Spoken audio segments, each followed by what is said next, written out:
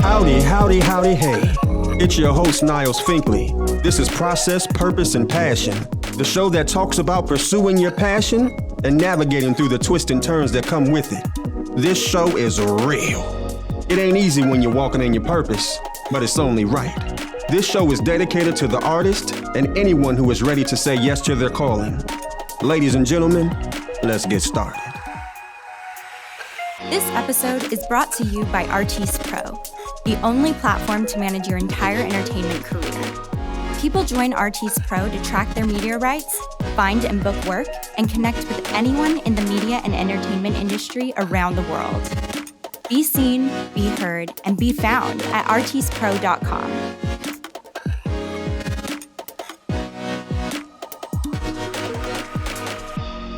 Hi, I am your host, Niles Finkley of VOA Live, and today we are here with none other than author Marroquin. He's an actor, producer, entertainer, and a photographer. We're going to get into the work, the process. We're going to talk about projects. We're going to talk about everything on the work, the process. Arthur. Hey, Niles. How are you? I'm doing great. Was that a good introduction? Was that okay? Do you feel good about yourself? I love that introduction. I'm going to steal it, you know. No, don't do that. Oh, okay. I might copyright that. No, okay. Next month. Yeah, March. It's like tomorrow almost. That 2 days. Well, it's Sunday. Yep. Because it's leap year. We have the 29th. 366 days. Yeah. In a year. Yeah, I have like a hosting thing in a few weeks too. Okay. What are you hosting? The International Junior Miss Texas pageant. It's How did you get involved with that? So you mentioned I'm a photographer. Mm-hmm. I have a studio also in Texas, and so my partner over there, my business partner, she has shares the studio with me. She runs the Texas International Junior Miss pageant, like the Texas branch of it. There's all these there's like National Miss, National America, whatever, all those things. And so this is International Junior Miss, and she's like, "You're the best host. I love you. You're amazing. Please do this." And I'm like, "That is awesome." Sure. And then it's like my a millionth year doing it. So you're from Texas, right? That I am. Okay. Yeah. So how did Texas shape you? Arthur, the man, the artist. It's crazy upbringing. Because I'm from Weslaco, Texas. Okay. Which is Texas is so different. Mm-hmm. Like, Texas also is huge. What's the culture like? Huge. Huh? What's the culture like there? Where I'm from, we're 10 minutes from Mexico, 5 minutes from Mexico. Oh, so okay. So Weslaco? Weslaco, Mexico. Yeah, okay. And, during lunch, teachers would go to Mexico and eat. That is sometimes, awesome. yeah, cool. And it's insane. Especially if they had a conference period and they didn't have a conference, they were like, lunch, conference period. I'm just gonna go to Mexico, probably have a margarita. So how's the food? The food's great. I've never had better food than food from where I'm from. It's also probably really bad for you because it has the most. You're the biggest obese city in the world, like McAllen. Bad is good when it comes to food. But for some reason, bad food just hits your soul the right way. We have these botanas. Near the armpit. Huh? We have these botanas, which are great, which is like fajitas and chicken fajitas and nachos, but the fajitas on top of them, but then tortillas in with cheese and beans and it's the most amazing thing. And it's just anytime I go, it's okay, let's have a botana. And you get a botana for 4, but it's just this huge, it's seriously this big. I feel you're just giving me a cultural lesson right now. I'm learning a lot. Yeah, it's insane. And I love raspas, which are Mexican snow cones. Okay. And but raspas, I'm so Mexican. I love all these things. I feel the passion. Let's talk it's about the your best passion food ever. for art. Yeah. And food and art. Yeah, Connect that. A lot of it comes from where I'm from. Honestly, it shapes me because, the Rio Grande Valley where I'm from is the poorest county in the U.S. And same as we have the 2 poorest counties in the U.S., Okay. Facts. Way below the poverty line. And but it's the way of life. Their generational poverty is a thing. And it became really apparent when I went to school at UT in Austin, just how different things were.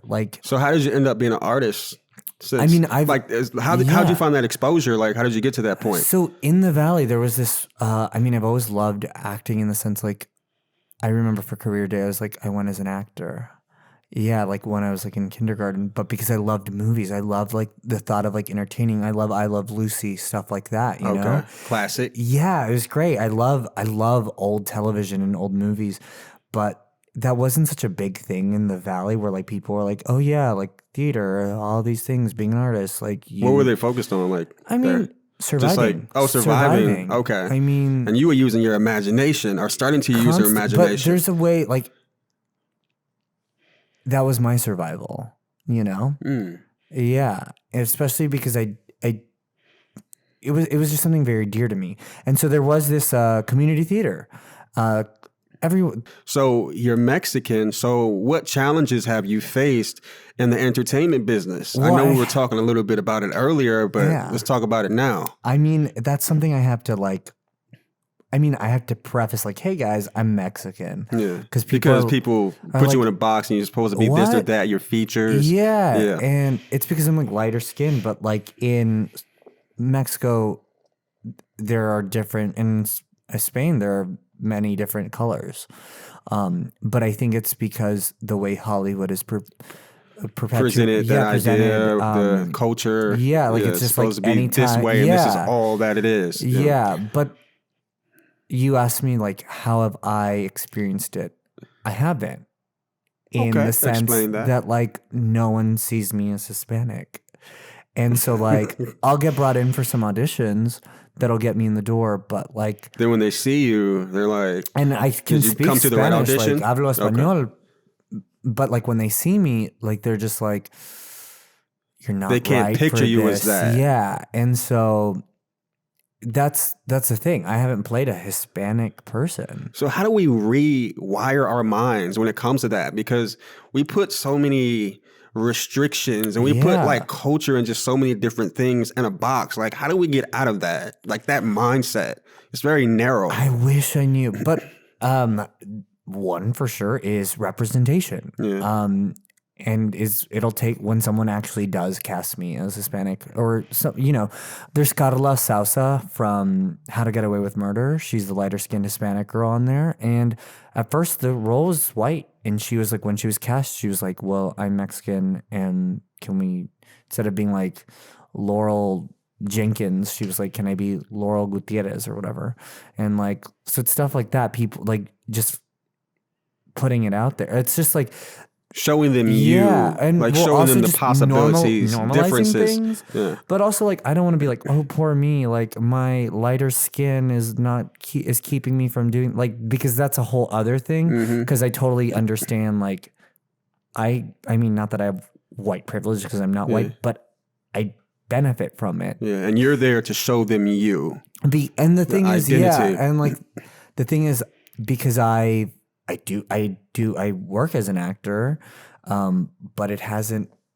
I've just been as a Caucasian actor or as in Caucasian roles. Does that present you with more opportunities though, because it's somewhat ambiguous? Somewhat, like, but I want to like play someone who like I know. I don't connect with it. Yeah, like granted, acting is about being all these different types of people, but like I would love to one time be like, you know, Sergio Torres. Yeah. Because like go to that place. Yeah, like because I also like coming from just like again like where I'm from, like there's so much that comes with me that I think that's why like Selena, even though like yes, it's one of the biggest biopics of all time, at least I think. I mean, it's close to where I'm from. Like, it's Corpus. It's like 3 hours, but Texas. But I mean, she's Mexican. Like, and I get it. I'm from there, and I feel like that's when I see that. The closest thing I've felt in modern day television that I've ever been like, whoa, that's me. Like that's my family. Representation. Yeah, like was one day at a time. Yourself on screen. I don't know if you've ever seen that show. What's it called? The Netflix show, which got canceled, but then got picked up by Pop TV. But so what's it called though? I'm sorry, I missed it. Once One Day at a Time. One Day at a Time. Yeah, starring Rita Moreno. Okay. And it's a great show. Man, you're killing those R's, man. I'm trying to perfect my R's. It's Marroquin. a reboot of a 1980s television show where Mackenzie Phillips. Okay. I know a lot of trivia. It's stupid. And useless trivia. So be my teammate if you're ever at like a bar game night thing. So but yeah, they're it's just about a family. And like that lives together, and they're not Mexican. They're Latino. They're like Cuban, I think. But this was like the first time I was ever like, that's my mom. And you can connect with that. Yeah. And that's what it's all about when it comes to artistry, like connecting everyone. Yeah. Which is why this is a great platform. But it got canceled because people weren't like watching. It got picked up again. And why do you think people weren't watching? Well, first of all, I don't think Netflix was advertising it as well, because it was getting nominated for like Critics' Choice, but like should have been nominated for Emmys. Like I think it's a sitcom where people get to laugh and cry and do all these things, and it's great. It's honestly great. But I think there's this thing we were talking about earlier, where we like can't have nice things sometimes due to like when people don't watch or tune in or appreciate what they've been requesting. Right. You know. And then we get lack of support. Bad content that is going to produce because there's like a car chase or a bomb explosion. And granted, I get that. I want that every now and then. But there's a lot of good stuff that shows representation that just doesn't get the backing because people are afraid, like, oh, well, like... And it may help to push the culture forward. Yeah. It's like you want what you don't need, and what you need you don't want. So I have a question. So obviously, as you said, you look Caucasian, which could be a stereotype that's perpetuated in the film industry and so on. How do you deal with that? How do you navigate through that? Like, what do you show them, or kind of like help to gear them in a certain direction to kind of educate them? I mean, I'm still figuring that out as well. Like, I had someone who's no longer on my team, or close to me, tell me one time to like get brown contacts and to get a tan, and I thought that was the most ridiculous advice, and it is. But like, you know, when I get submitted for something through my team, and then they say he's not ethnic. What do they submit you for most of the time? Like Mexican, Caucasian? I mean, they fit what fits. What fits? Okay. So yeah, like if they are like, he is Mexican, like you should see him. He's good. Like, and it'll just be when someone's willing to see me go in for it. Have you experienced any like negative experiences when it comes to possibly being, you know, mistaken for a Caucasian or a white man? Or I mean, it's like, oh, well, you should do this, or you're not doing this correctly. You're Caucasian, you know? Well, I have a friend who is like darker skin than I do, and he is Mexican, and he works a lot. And I remember when he was like, oh my God, I'm so glad, like, I finally get to have just a name, and I'm just a teenager, versus like being like an immigrant or always being named like Pablo or Pedro. And so like that's the thing. Like also like I'm so glad we're getting all these like, you know, diverse casting and stuff. But I also want us to like go quicker. Yeah, and we have to do our part as artists where as well, like people just aren't like always an immigrant or like stuff like that. Like, yes, we want those stories, but like I think I'm a big fan of Viola Davis. She said it the same, like, and I remember saying it after The Help. I was like, oh, I love her in The Help, but I just can't wait till like I see her one day just be like a lawyer, like, and just be like a person, versus like always having to be like just, you know, the black woman who like has like same old stereotype. Yeah, and so and on. that's because she's the most amazing person, like actress in the world. So but, when are you going to get a tan? I'm not gonna get a tan. You would never get a tan for a role, or if they paid you like $20 million, you wouldn't. But to play Mexican, exactly. But you know I how am it Mexican. goes. Yeah, but they have this image in their mind, and well, then that's not the role for me. so you wouldn't take it, regardless if they threw like a stack of money at you and say here, because you probably also feel like there's responsibility in it as well. You know, accountability. I mean, if I was playing someone who I did look like, and I just was maybe, but again, that's like brown face, and like I'm not comfortable with that. Like if it's just a tan, or if it's not just completely changing Who you are, yeah, your identity. But if the stripping that person away was from you. Mexican, because I can get a tan and still be like, oh, hey, I'm a white person, because.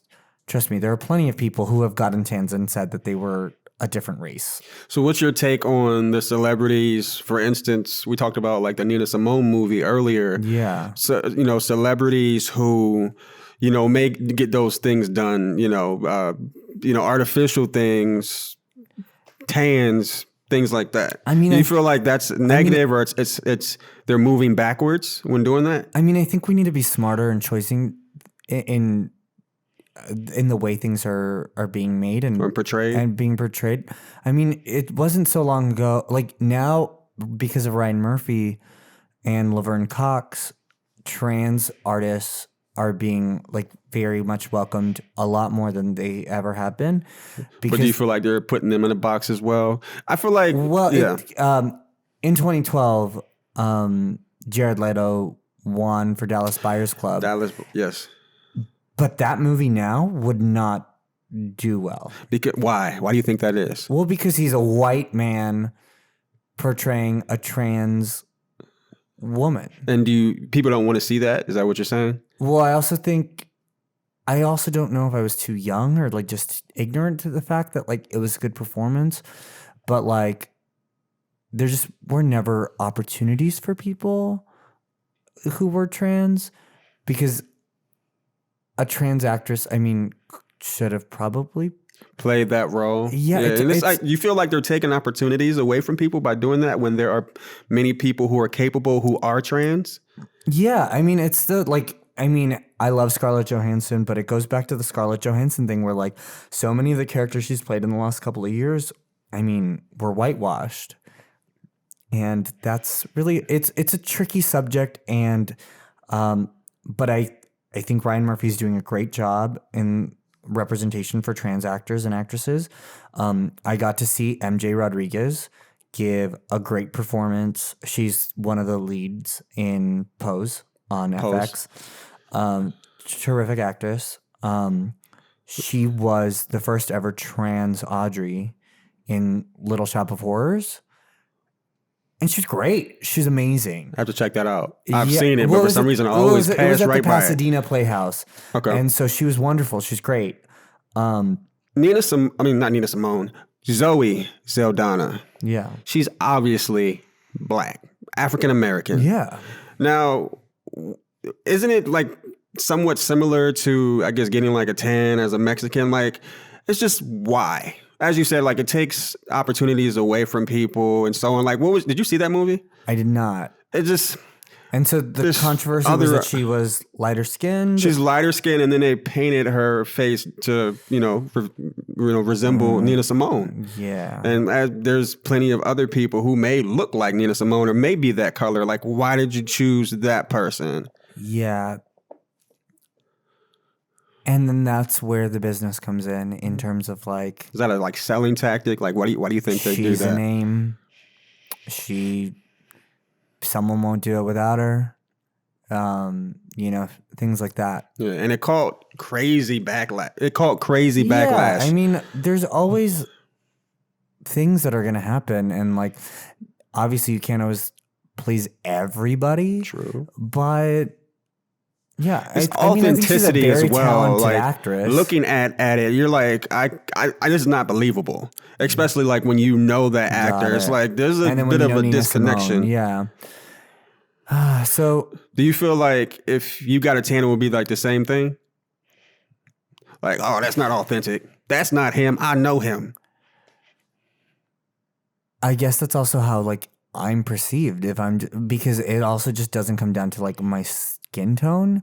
People are like, oh, well, you don't have an accent and da da da da. And then like, I remember once watching this video with America Ferrera, like her first ever audition, they were like, can you do that again, but with an accent? And then she's like, you want me to have like broken English? Yeah. I went through the same thing somewhat. I had an audition, and of course, like, oh, play a thug, and I'm like, come on, man. You know, it's just, it's part of it is ignorance as well. Like some people just don't know. You know, once again, you have to go out and get the education and want to know more, want to connect with people and not just walk in with your own set of ideas and concepts that are preconceived. I can't imagine, like, I mean, for you, the concept of like act black. Yeah. I'm sure like that's a thing. Okay, and black like, is a lot, but you want me to act how you think black is and what it should be and is, you know? Right. Insane. Do you feel like, you know, having the tan thing with the comment that was mentioned, and then what I just mentioned in Zoe Donna, do you feel like we're moving backwards whenever that is like perpetuated? Because it happens from time to time. That's true. That's true. It's definitely not moving forward. And do you feel like it's taken away from the culture when doing that? It's like denying people a certain experience. And then people walk out of that movie thinking like, oh, well, that's how it is. That's authentic. Well, it's like you're kind of deceiving people. I remember thinking like way. Puerto Ricans were orange because West Side Story. That's what I'm saying. We walk away with these ideas, and I was like, "That's not how messaging, Latinos man. look." Messaging, But subliminal messaging. I think that's why crazy. I'm very Big excited brother. for Steven Spielberg's new West Side Story. That's cast correctly a little bit. Granted, I love the original West Side Story. We all do. It's a masterpiece, but like, start casting people that are like just in their lane. But do you feel like they're being, I guess, true to their art as an actor? Like, even though they may not be dark skinned or look like this or that, that's their job to put themselves in that person's shoes.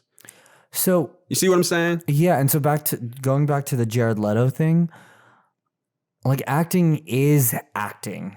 Like that's the thing. Like we're supposed to be able to act like other people, you know? And, but like I've been in many like casting director workshops here, which is like a popular thing with like actors. You go, you meet with these casting directors, you ask questions, and I always ask a question like, do you think you'd call me in for like Latino? How do they respond? If it's right. And if it's right, because it's not their decision at the end of the day. It's producers and directors. True. And again, you get that producer session, you're moving forward. Yeah, and well, if the producer is going to be like, okay, are they what this sells for this? And so at the end of the day, it's about a buck, right? I mean, it's a movie business, which so generates it's an money. Industry business, yeah, and so. Again, everyone has to benefit from it at the end of the day, but it's just hard when you're like when I hear people tell me I'm not Mexican enough, I'm like, what? What is Mexican? Where did you get this idea from? But also like just because like I talk to my family every day and like I'm like, they don't see me as white. Yeah, I'm as Mexican as it comes. Like, you know? Like it's I don't need to fit inside the ramifications that you put around me. Yeah, and so it's a crazy thing, and like that's what I think I deal with the most lately, because right now is and it's amazing. It's such a rich time to be going out as a Latino actor. Do it with pride and taste. And there's so much, like there's a show called Vida on like Showtime, and like there's all these great things, like One Day at a Time. I'm glad I got picked up somewhere else, like, and I want to be going out for these shows, but like I'm like, cool, I'm probably not going to be going out for these shows, which is fine. I'll go out for, other shows, and it's fine. I want to be working, continuing to work as an actor, but that's one thing you don't want to sacrifice yourself. Yeah, that's one thing I want to, your integrity. I want to bring what I know about being Hispanic and Latino and Mexican to that character, to the world, because the world. like I see some of these shows were these people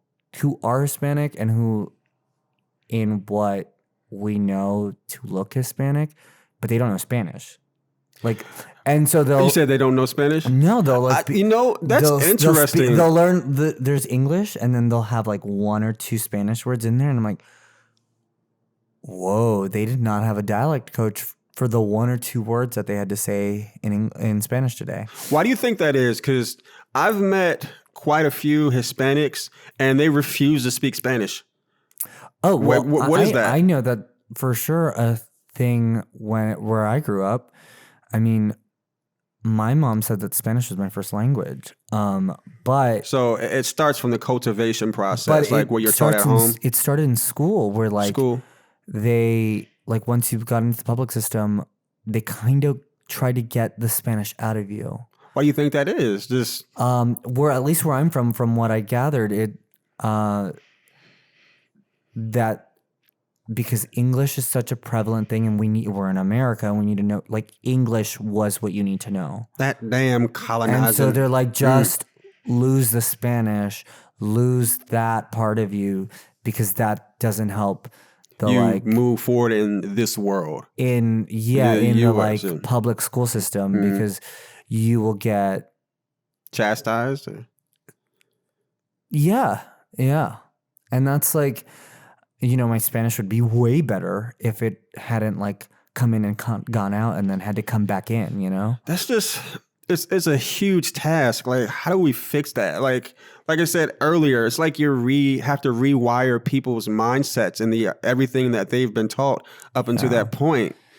Well, I'm only one person, but in terms of like how the industry goes about it, projects can like in big movies, and it trickles down from the top, makes changes, All right, so we're getting into the process of like, how do we fix this? Yeah, there's a lot. Even just in terms of like how we fix trans representation by putting trans people out there in roles. True. And maybe talking to them instead of perpetuating no your image of what you think Dallas it is. Buyers Club with Jared Leto anymore. They would make it with MJ Rodriguez or Laverne Cox, And again, they come from like, again, acting is acting, but they have like a different. They have an actual experience with it. Yeah. So they can relay that to you. Yeah, in a way that's maybe more powerful. The problem, and I'm not. It comes from truth. I'm not trans, but the problem with like Jared Leto, like, being a man in a dress and saying that he's a woman is that he teaches people to say, that's just a man in a dress. And that's really bad for the trans community. And like, do you know what I mean? And then that's not helping get the conversation further or like fixing it in the right direction. That's just like, oh, that's a man in a dress versus like, that is a woman. Be something that's made. Like, how many films do you know that are made about immigration from Mexico? Like, do you know any from the past year?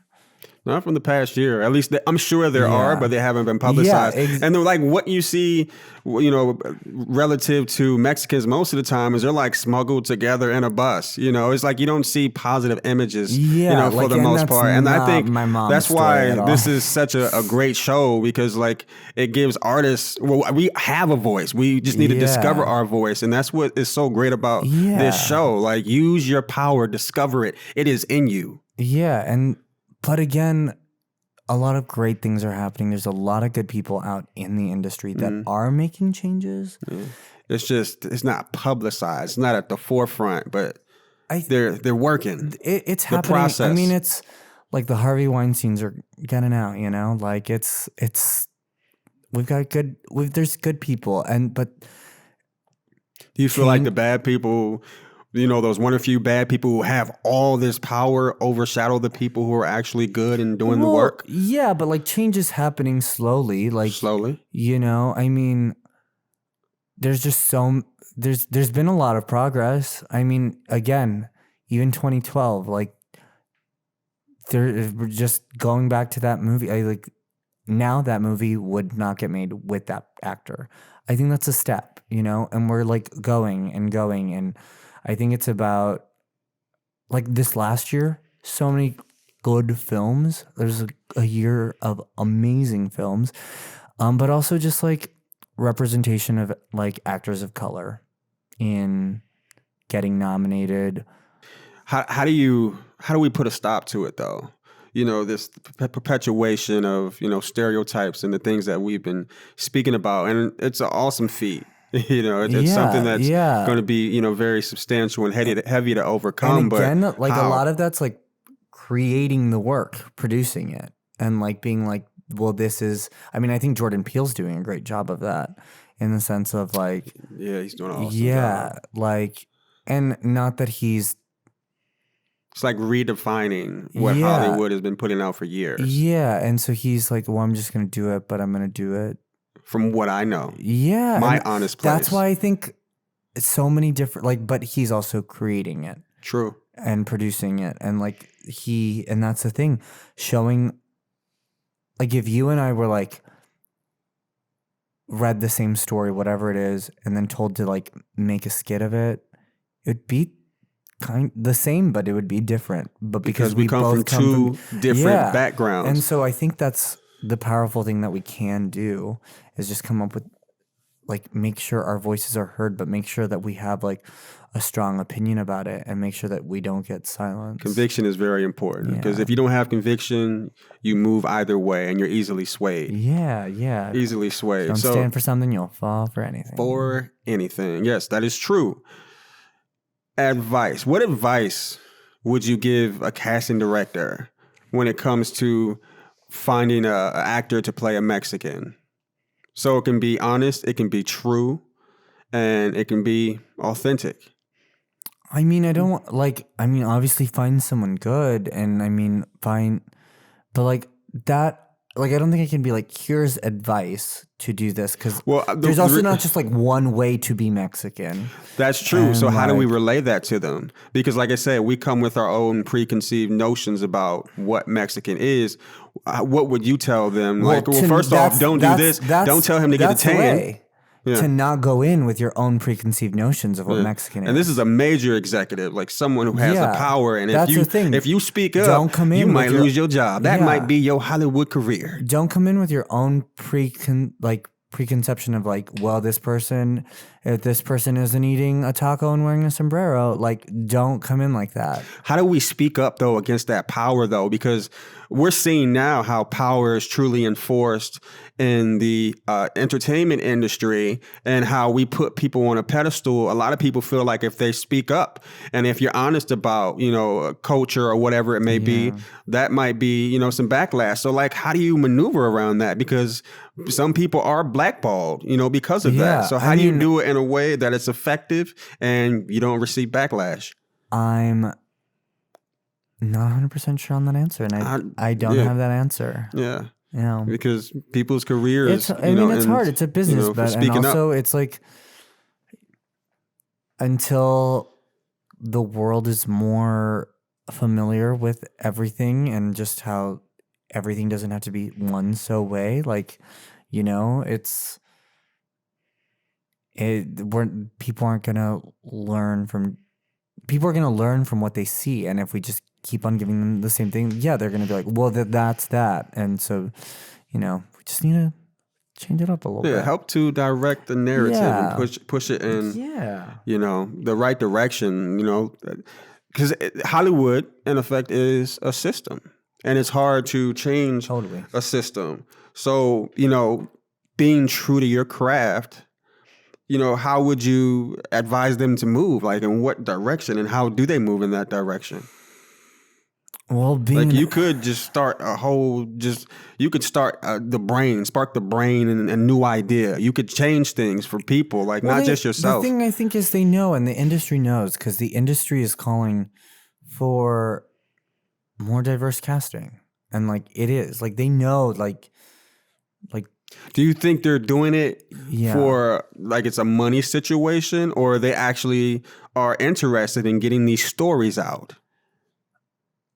Bit of both. Okay, because as you said, it's a business. But like, it's like, okay, like you need to show diversity. Not that necessarily they always want to show diversity, but because if they don't show diversity, they're going to get backlash from not showing diversity. What do you want the world to remember about you?